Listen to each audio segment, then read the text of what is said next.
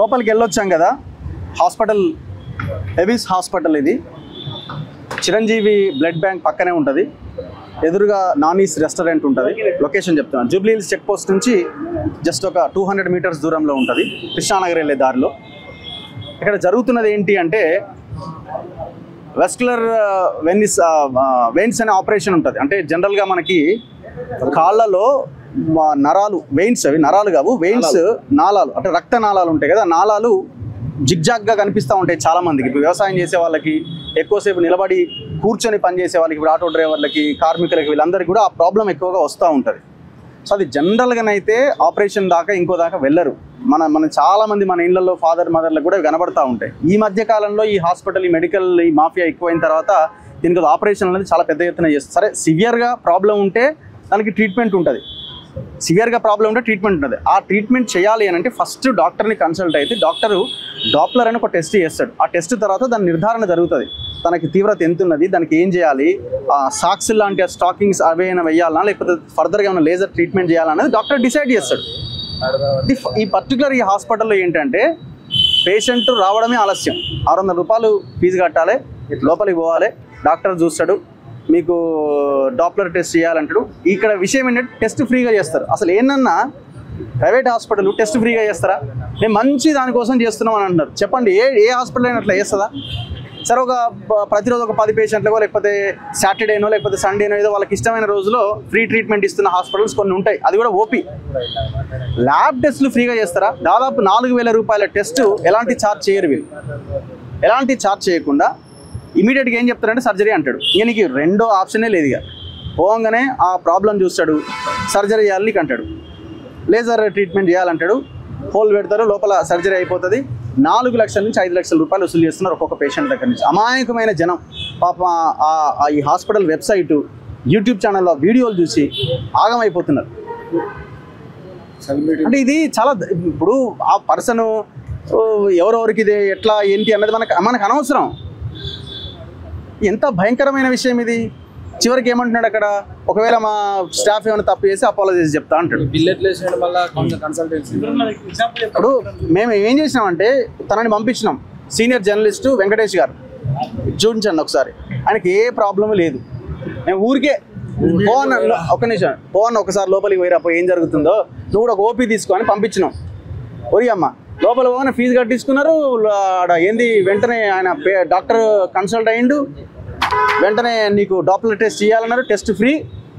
Test పోకముందే నీకు operation చేయాలంటున్నారు. Direct అంటే ఎట్లా అయిపోయిందంటే ఇక్కడికి ప్రతి పేషెంట్కి మనం ఆపరేషనే చేస్తాం అని కింద రిసెప్షనిస్ట్ దగ్గర నుంచి పై వాళ్ళ దాకా వాళ్ళకు క్లారిటీ ఉంది.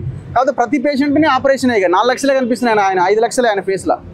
పేషెంట్ ఎంటర్ అయిందంటే ఇట్లా లక్ష్మీదేవి ఇట్లా ఇట్లా ఇట్లా తాండవ, అంత భయంకరంగా ఉన్నది పరిస్థితి. అంటే ఎన్ని రోజులు ఇంక ఇట్లా. అందుకే మేము ఒక 2-3 కంప్లైంట్స్ మన దాసరి సీనన్న దగ్గరికి వస్తే, ఇది మళ్ళీ ఒకరిద్దరు పోతేనే మళ్ళీ వీడు 50 లక్షలు అంటారు, ఇంకోటి అంటారు, మళ్ళీ ఇదో లొల్లి తయారైంది, ట్రెండ్ అయిపోయింది స్టేట్లో. కాబట్టి మేమేం చేసినామంటే, సరే ఒకసారి వెళ్దాం. తెలంగాణలో గమనించాల్సింది, తెలంగాణ ప్రజలు ఒక 2-3 మాఫియాలు చాలా విపరీతంగా ఉన్నాయి. ఒకటి real estate mafia, 2 pharma mafia, 3వది మెడికల్ మాఫియా. చాలామంది అంటుంటారు హైదరాబాద్ మెడికల్ హబ్ అని. అఫ్కోర్స్ హైదరాబాద్ మెడికల్ హబ్బే, private medical hub, government medical hub కాదు. ఈ ప్రైవేట్ మెడికల్ హబ్లో ఈ రకంగా దోపిడీ చేసే హబ్ కింద మారిపోయింది. అయితే గవర్నమెంట్ హాస్పిటల్ పోయి చచ్చిపోవాలా, లేకపోతే ప్రైవేట్ హాస్పిటల్కి వచ్చి ఉన్నది అమ్ముకొని ట్రీట్మెంట్ చేసుకోవాలా. అట్లా కూడా సరైన ట్రీట్మెంట్ లేదు కదా. సో అందుకే మనం జర్నలిస్ట్ వెంకటేష్ గారిని అన్నని పంపిస్తే లోపలికి వెళ్తే నీకు ఆపరేషన్ చేయాలన్నారు. కొటేషన్ రాసిచ్చారు, 2 లక్షలు అయితే నీకు 4th స్టేజ్లో ఉంది అంటున్నారు. ఆయన నడుస్తున్నాడు, రెగ్యులర్గా నాతో పాటే ఉంటున్నాడు, గ్రామాలు తిరుగుతున్నాం, అంత బాగానే ఉంది. నొప్పి ఏమైనా ఉందంటే ఏ నొప్పి లేదు, ఉత్తగానే పంపించినాం మేము టైంపాస్కి. ఇప్పటివరకు ట్యాబ్లెట్ అనేది లేదు, ఆయన ట్యాబ్లెట్ కూడా వేసుకోలేదు ఇంతవరకు. పోనీ ఆయన పోయిండు, సరే ప్రాబ్లం ఆయనే అంటున్నాడు డాక్టర్. ఒక 60-70% మందికి జనరల్గా తెలుస్తుంటాయి అని. జనరల్గా ఏదైనా ఒక టెస్ట్ చేసినప్పుడు మీరు ఎంఆర్ఐ స్కాన్ తీయించండి, మీ బ్యాక్ ఏదో ఒక ప్రాబ్లం తెలిసి L1 L2 అంటాడు, దానికి జాయింట్ అయిందంటే ఇంకోటి అంటాడు. అందుకే చాలామంది మంచి డాక్టర్లు ఏం చేస్తారంటే ఎంఆర్ఐ జోలికి పోకండి అంటారు. నేను మా ఫాదర్ని మొన్న హాస్పిటల్ తీసుకెళ్తే కూడా ఒక మంచి డాక్టర్ చూసి, చిన్న ఏజ్ అతనే, ఏం చెప్పిందంటే ఎంఆర్ఐ ఎందుకన్నా, ఇది ఏజ్ రిలేటెడ్ వచ్చినాయి ఇవన్నీ, ఒక ఎక్స్రే తీయండి సరిపోతుంది. ఎక్స్రే తీస్తే అరిగిపోయినాయి అన్నాడు. కథం అయిపోయింది. ట్రీట్మెంట్ ఏంటంటే కూర్చునే పొజిషన్ మార్చుకోవాలని చెప్పిండు అంతే. ఏం లేదు అక్కడ, నో టాబ్లెట్, నథింగ్. ఏమైనా పెయిన్ అనిపిస్తే జర ఆయింట్మెంట్ రుద్దుకొని జర వేడి చేసుకొని కాపుకోండి అని అన్నారు. అదే ఇళ్ళకి తీసుకొస్తే నాకు తెలిసి వెన్నెముక కూడా వెరికోస్ వెయిన్స్ అంటారేమో. అంటే ఇంత దారుణంగా తయారైన హాస్పిటల్స్. ఇప్పుడు ఇక్కడ లిటరల్గా ఇప్పుడు ఈయన కనుక మామూలు అమాయకుడు అయితే 2 లక్షలు ఇవ్వాల్సిందే. ఏం నుంచి తేవాలా? ఉన్నది అమ్ముకోవాలా, లేకపోతే మెడల మీద ఏమన్నా తీసి అమ్ముకోవాలి. 2,40,000 బతిలాడితే డిస్కౌంట్ అన్న కొద్దిగా ప్రాబ్లం ఉంది. ఇది ఈ మేము ఎవిడెన్స్ చూపించి మాట్లాడుతున్నాం. దయచేసి గమనించాల్సింది ఏంటంటే టెక్నికల్ పర్సన్ ఫిజికల్ ఎవిడెన్స్ చూపించే ఇది మాట్లాడడం జరుగుతున్నది. ఎక్కడా కూడా ఏదో నోటికి వచ్చిందో లేకపోతే పేపర్ల మీద మాట్లాడట్లేదు. ఈయన సర్జరీ అయిపోయింది మొన్ననే లాస్ట్. ఈ పర్సన్ది ఆల్రెడీ సర్జరీ అయిపోయింది. ఏది వెరికోస్ వెయిన్స్. సర్జరీ అయిపోయిన తర్వాత మళ్ళీ మా దగ్గరికి వచ్చి ఇది పరిస్థితి అని అంటే జనరల్గా తెలిసిన వాళ్ళతో అప్రోచ్ అయితే మేము ఏం చేసినామంటే ఒక ల్యాబ్కి పంపించినాం. ఏంటది టెనెట్ అని ఒక ల్యాబ్కి పంపించి చేస్తే అక్కడ ఏం లేదని తెలిసింది. సరే చిన్నవి ఉంటుండొచ్చు ఒకవేళ రిపోర్ట్లో, కానీ అది మరీ లేజర్ ట్రీట్మెంట్ చేసేంత సివియారిటీ ఏమీ లేదని రిపోర్ట్ వచ్చింది. వచ్చిన తర్వాత మళ్ళీ ఈడిది పంపించినాం.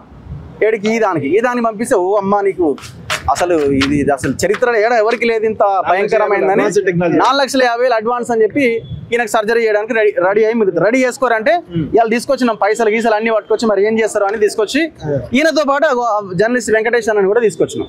అంటే ఒక యాడ్ అని ఉండాలని. ఇంకొక బాధితుడు ఇక్కడ ఉన్నాడు. ఈయన బాధితుడు వీళ్ళ మదర్కి ఏదో ఆయన వైజాగ్లోనే విజయవాడలోనే చేసిండట.